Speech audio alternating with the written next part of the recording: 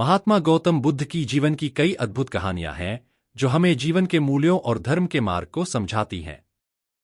इन कथाओं में भगवान बुद्ध के पूर्व जन्मों की कथाएं भी शामिल हैं जो हमें नैतिकता, सत्य, प्रेम और भाईचारे का संदेश देती हैं।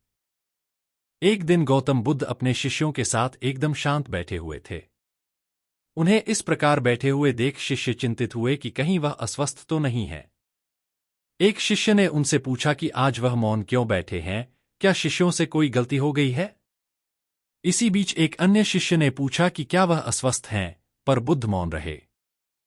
तभी कुछ दूर खड़ा व्यक्ति जोर से चिल्लाया, आज मुझे सभा में बैठने की अनुमति क्यों नहीं दी गई है? बुद्ध आंखें बंद करके ध्यान मग्न हो गए। वह व्यक्ति फिर से चिल्लाया, मुझे प्रवेश की अनुमति क्यों नहीं मिली? इसी बीच एक उदार शिष्य ने उसका पक्ष लेते हुए कहा कि उसे सभा में आने की अनुमति प्रदान की जाए।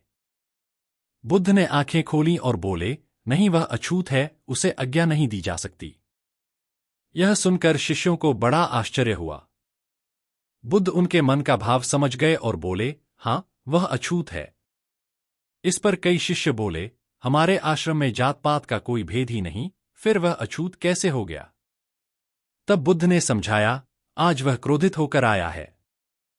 क्रोध से जीवन की एकाग्रता भंग होती है।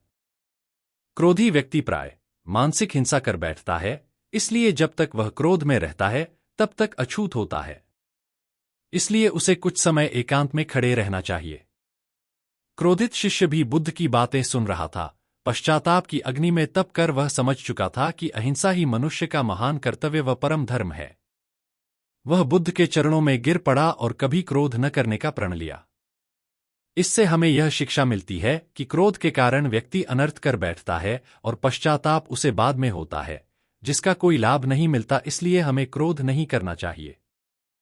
असल मायने में क्रोधित व्यक्ति अछूत हो जाता है और उसे अकेला छोड़ देना चाहिए। क्रोध करने से तन, मन और धन तीनों की हानि होती है। क्रोध से ज्यादा हानिकारक कोई और वस्तु नहीं है।